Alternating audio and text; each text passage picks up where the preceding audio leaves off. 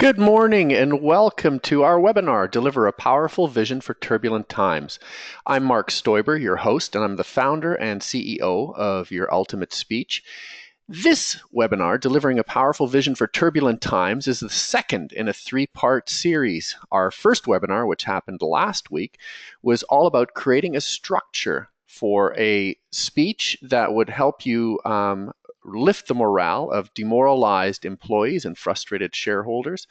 This week, we're going to be talking about delivering a powerful vision, that is, lifting this speech for turbulent times from the level of mundane to visionary. And next week, we're going to talk about bringing it all together. That is, how do you actually craft this speech, the nuts and bolts of it. Welcome to this webinar. We hope that we add real value, especially to executives in companies that are in the unfortunate position of delivering a tough time speech to a company that has, well, seen better times. To get started, we have some housekeeping. This is going to be 30 minutes. We want to value your time and not keep it too long, but also we've devised these webinars to deliver a series of lessons, and we believe that if we deliver too many lessons at once, it's just going to make things frustrating and you're going to forget.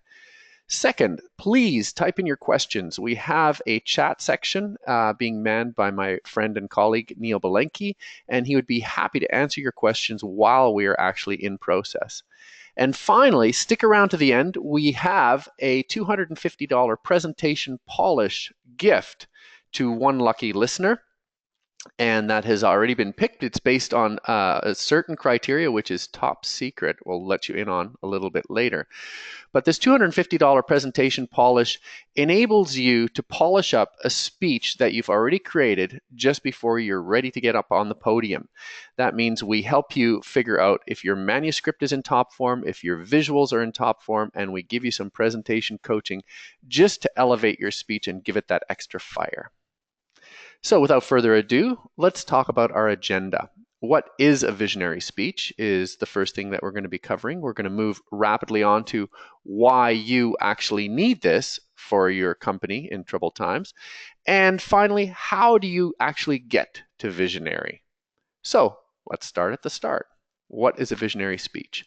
Paul Arden, famous creative director, once said, "Nobody comes to your talk for your words. They can get your words in a document. People come to hear you, see you, connect with you, to believe in you." This seems pretty self-evident and pretty easy to get, but we all forget it. We believe that everybody else, when they're speaking, should be inspiring us with their personality. However, once we get up on the podium, we get very insecure, and we believe the only way to come across is smarter than everybody else. So we overload our presentations with information, when really we don't have to. People aren't going to remember the information. Oh, and if they want the information, you can always give them a leave behind document that they can peruse after your speech. People actually come to speeches to hear you, to see you, to connect with you, to believe in you. A presentation is a unique, organic sort of forum. There's you up on stage, there's your audience, the electricity from them, there's the energy in the room. All these three combined create a very, very unique setting, and this cannot be replicated in a classroom. It can't be replicated on a webinar, can't be replicated anywhere except in that live moment, which is what makes presentation so special and why it's also so important if you are in a company that is going through turbulent times, that you get up on the podium and deliver a presentation to your employees. They want to believe in you. When the facts don't look good, only belief can save you. Now, we can go back through time immemorial. I always go back to the civil rights movement, Martin Luther King Jr. These were not happy times, and the facts didn't look good. Segregation was strong. The civil rights movement was struggling, and they needed plenty of inspiration. When the facts don't look good, only belief can save you. People are capable of incredible times. Our storybooks are full of examples of people rallying to the cause against all odds. And we're going to talk about that a little bit in a minute. But it is super important to understand that the facts and charts and documents will not save you. They will not rally your employees. Only winning their belief in you can save your company. Your audience needs to believe their ship is steering by the North Star and there's a trustworthy captain at the wheel. North Star is an interesting metaphor. It is something that, since the dawn of time, we have used to steer our ships by because it never moves, it's steady, and it's reliable. But to make the North Star work, you have to have a captain who knows how to navigate by it. So your audience needs to believe that your ship, that is your company, is steering according to a vision that they can all believe in. Now, this is key, that they can believe in. This is not about you telling them something that only you understand. They have to buy into it. They all have to participate in this dream and take part in getting their ship to the shore safely. However, they need to know that there is a trustworthy captain at the wheel. That is you. They need to know that you understand how to navigate. They need to believe in you. That's why that is my definition of a visionary speech. Now, why do you need a visionary speech? Unless you can envision it as an employee of a company, unless you can envision the promised land, you actually have nothing to believe in. If there is an inspiring person up on stage, but they're telling you something that you don't understand, then all your passion goes for nothing. You have to be able to state a message that says, this is where we're going. This is my vision of the future. This is the promised land. And I have to win my employees' support for that. If they can envision where I'm going, then they can believe in me. Now, this is the antithesis of what you should be presenting your employees to believe in. Charts and annual reports are not something that people can believe in. They are documentations of facts. They are cold. They are bloodless. They will not win you support. They'll win you nods from your shareholders saying you're doing a good job, but they can't predict the future and they can't fire up the passion. That is not the vision that you need to create. Now, a vision is comprised of a few things. First, the visionary. That is you. If you are crafting a visionary speech, you need to present yourself as a person who sees the promised land, who understands that times are going to get better. Now, this is not the hero of the story. A lot of people who are delivering speeches say, well, does that put me up front and does that make me the hero of the story? Does that make me Luke Skywalker in Star Wars? No. If you are the visionary, you are the mentor. You are Obi-Wan Kenobi. You are the person who is guiding our heroes, that is every person in your company, to fulfill that vision. You are guiding them on the way, which by definition is actually what a CEO should be doing.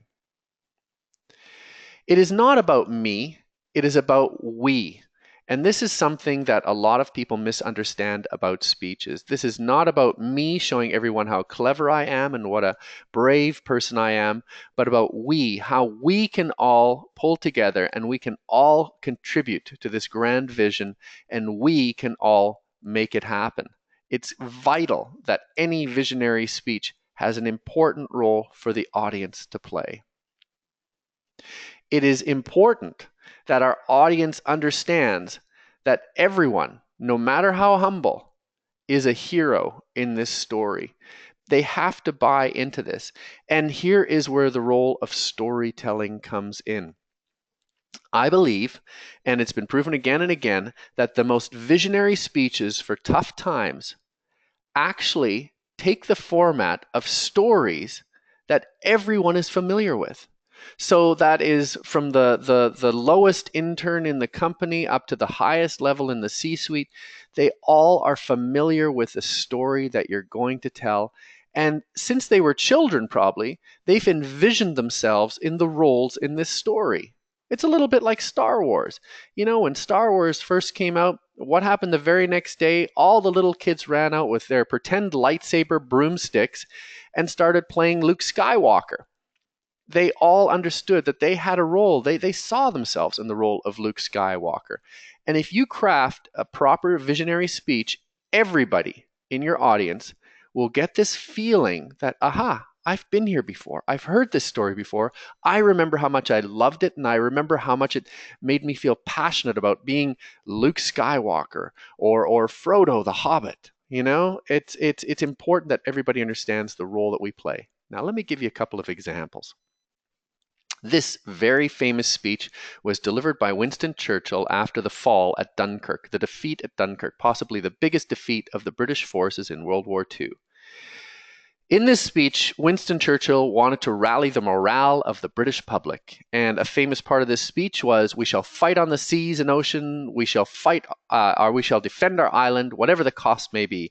We shall fight on the beaches. We shall fight on the landing grounds. We shall fight in the fields and in the streets. We shall never surrender." A terrific speech, went down in the annals of history as one of the greatest speeches ever delivered. Well, you know what? It was delivered before this speech by William Shakespeare. If you overlay Winston Churchill's Dunkirk speech with the St. Crispin's Day battle speech, here played by Kenneth Branagh, he plays Henry V in the play of the same name. This is his speech on St. Crispin's Day. Very, very worthwhile checking out this speech, especially the way Kenneth Branagh played it. You will see that this speech given by Henry V to rally his flagging troops, overwhelmed by the enemy, dispirited, hungry, starving, defeated, is virtually the same speech that Winston Churchill gave. Why is this important? Because every person in Great Britain studied Shakespeare in school. They knew this speech. It was one of the famous speeches, one of the defining speeches in British history. So when Winston Churchill said, "We shall never be defeated," everybody got tingles up their spine because somewhere deep down they'd heard this before. And it had rallied them when they were a little kid, and it rallied them now. Next example. This is a famous speech by John F. Kennedy. This was when the Russians had sent pilots into space already. And JFK had to rally the American people and say, you know what? We're going to put a man on the moon. We're going to outdo the Russians. Despite them having a jump start on us, we are going to come back from behind and we're going to beat them at this moon race. He said, "We choose to go to the moon in this decade and do the other things, not because they are easy, but because they are hard. Because that goal will serve to organize and measure the best of our energies and skills. Because that challenge is one that we are willing to accept, one that we are unwilling to postpone, and one we intend to win." Now, JFK, in creating this speech, didn't so much channel a specific story like Henry V from Shakespeare. He channeled an entire narrative, a narrative that had defined the American spirit. That spirit was of the American cowboy. The American cowboy, the unsung hero, the pioneer, the person who went to new, dangerous places, not because it was easy, but because it was extremely hard. This pioneering free spirit was something that every single American man, woman, and child understood. And what JFK did brilliantly was borrow from this narrative and turn it into a new frontier story. By doing so, he created a vision for people where they went, wow, we can do this, we can go to the moon, but it also made them feel this great comfort.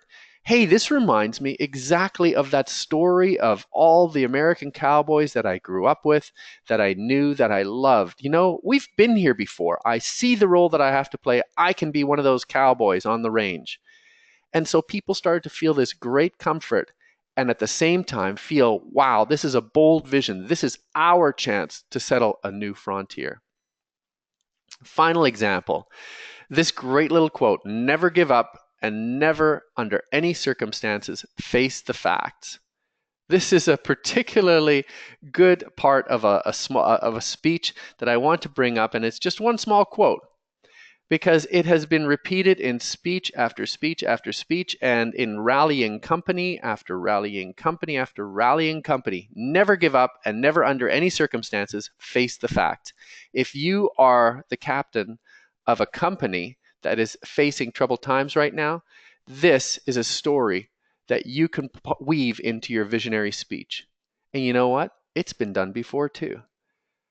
If you look at the story of William Wallace, Braveheart, and countless other stories, the Charge of the Light Brigade, all the stories we heard from battles in World War I and World War II, where our heroes, hopelessly outgunned and outmanned, fought back against all the odds. Why? Because they decided consciously to ignore the facts. Even when the enemy was aligned against them and they saw that their numbers were greater than our numbers, we went at it anyway because we had faith. And we decided consciously to not face the facts. You can probably see now why presenting people with charts and numbers is not going to cut it. What you need to do, you need to align them behind a vision and make them consciously understand that we have to forget the facts for a little while, and we have to do this based on belief. Yes, it's irrational, but it is a story that people can buy into, that they can rally behind, and that will put you back on the right track.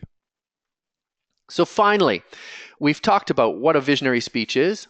We've talked about the definition of visionary and given you examples of visionary. Now, how do you do it yourself? How do you get to visionary? Well, in my last webinar, I talked about a number of structures that people have famously used to create visionary speeches for troubled times. And one of the structures, this is just one example, is one used by Elon Musk.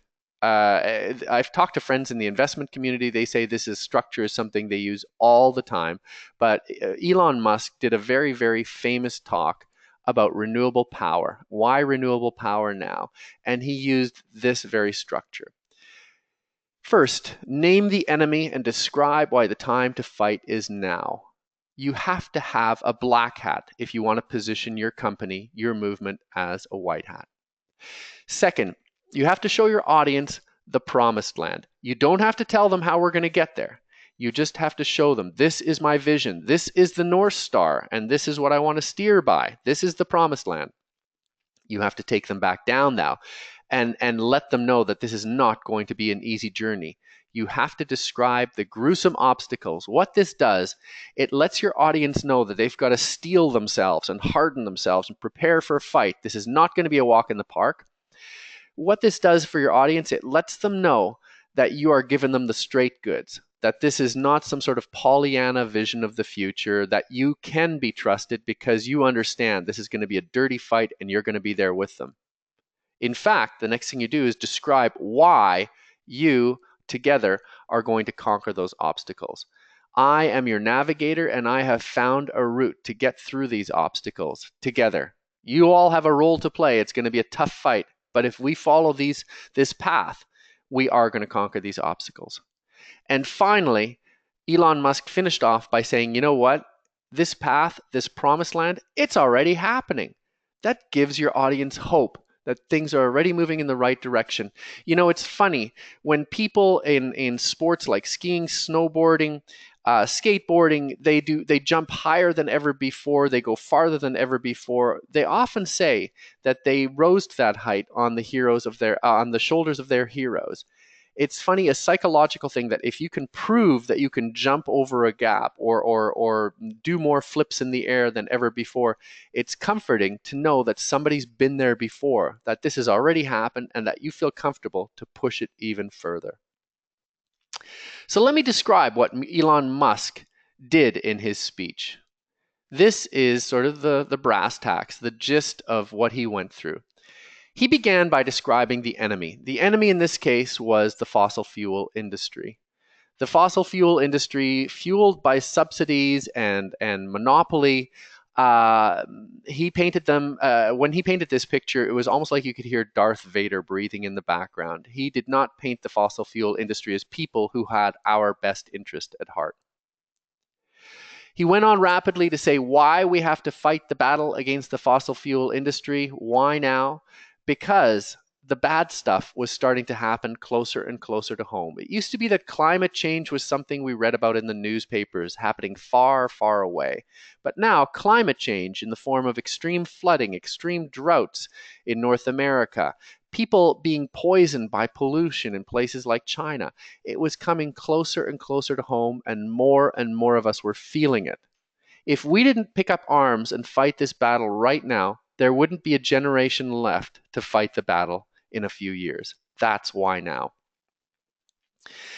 Elon Musk then went on to talk about the promised land. And his North Star was, in fact, the sun.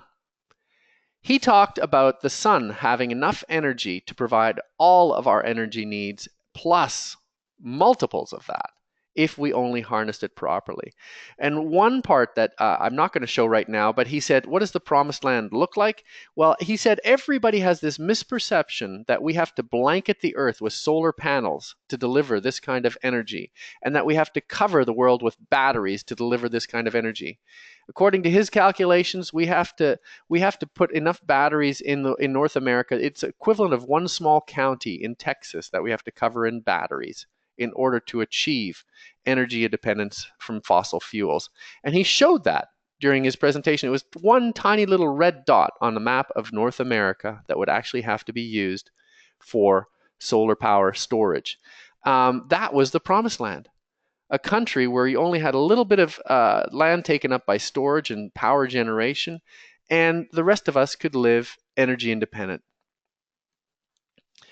He went on to say, you know what, guys, this is not going to be an easy fight. He described a series of obstacles that we had to conquer together. This was one of the obstacles, and he went through 7 reasons why today's storage systems suck. Batteries are bulky, they break down, they can't be recycled properly, etc., etc., etc.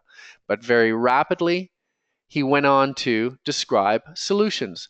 How storage capacity is getting better, how recycling is getting better, how companies like Tesla are creating products like the Powerwall. And note here that he didn't position the Powerwall as the solution. He said it was one of the solutions, and that many smart people were working on solutions. You, the people in the audience, should be working on smart solutions. Join our battle. And finally, this is proof that it works. He cut to a photo of the power room of the auditorium where he was giving his talk. And this was the photo that he showed. It showed that zero power was coming off the grid, and almost 100 watts were coming off battery power. Now, notice that this is a very, very small symbolic victory. This is not Elon Musk saying that the entire United States is now being powered by batteries. It's just one auditorium. It's a very symbolic victory. However, what it does, it shows people that we have made gains. This is possible. If we can do it at this auditorium, we can do it all over the United States. This is extremely important to remember if you are crafting a visionary speech for troubled times. You do not have to show your audience that we are already conquering the whole world. You have to show them we have had a victory. We have seen the light at the end of the tunnel. This is possible. It's a small victory, but if we pull together, we can have big victories. So there you have it.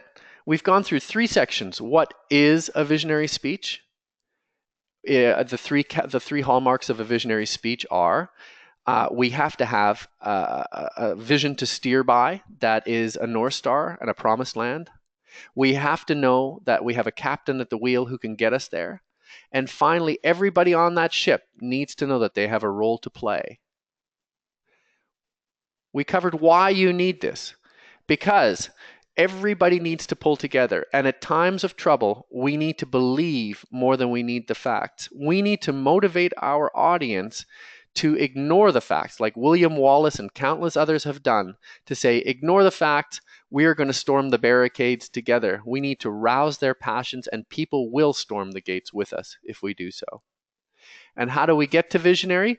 Well, I gave you one example. There are many different examples of speech structures, but Elon Musk's example, where you describe the enemy, you describe why you need to fight them now, you describe the promised land, you describe the great, terrible obstacles you have to face, and quickly describe how you're already facing those obstacles. And finally, give them an example of how this is already working. That's how you can craft a visionary speech. So join us next Friday, 9 o'clock Pacific time, same as today, on our final talk in this series, putting it all together, actually crafting the talk unites the structure for creating a visionary speech with this vision of a visionary speech, how we put it all together. Now, we promised at the very beginning of the webinar that we had a giveaway, a $250 presentation polish gift. And this goes to Lowell Fogelsang. And the reason we gave it to Lowell, just so everybody knows, was because she was the first person to sign in today. Congratulations, Lowell. We will be calling you shortly after today's webinar to describe all the great stuff that you're going to get. And that takes us to the conclusion of today's talk. Thank you again for tuning in, and hope you can join us next Friday. I'm Mark Stoiber, founder and CEO of Your Ultimate Speech.